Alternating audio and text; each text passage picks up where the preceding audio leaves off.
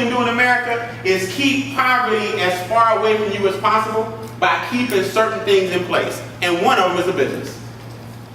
One of them is a business. Your job doesn't even count as a part of your defense mechanism. A job is the beginning of the journey, not the end of it. Well, a job, you just get started on your journey to build up little defenses against this war, against what? Poverty.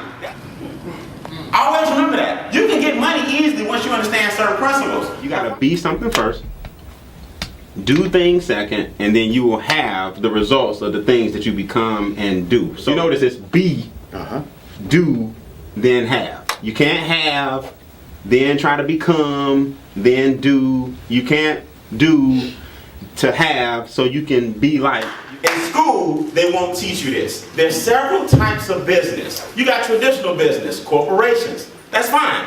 Get a job just so you can get your feet wet. You gotta pay the lights, you gotta pay the water bill, you gotta pay the gas bill, you gotta pay daycare, you gotta have health insurance. Nothing wrong with a job. But that's where you get your feet wet so you can turn around and create them.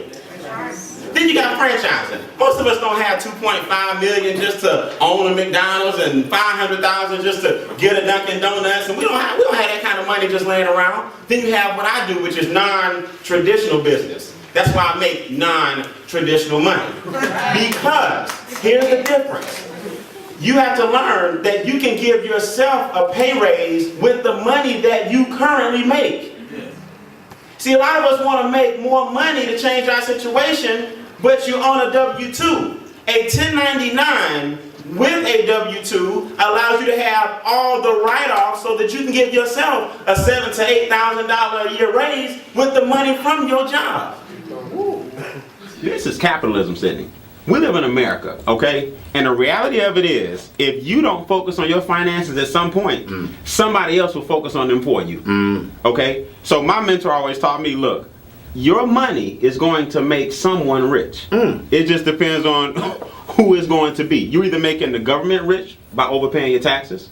You're either making the banks rich by getting in a lot of debt and paying for things 3 and 4 and 5 times that are depreciating. Or you can make your unborn grandchildren rich with things that you're doing today. So your money is going to make somebody rich. It's just a matter of who it's going to be.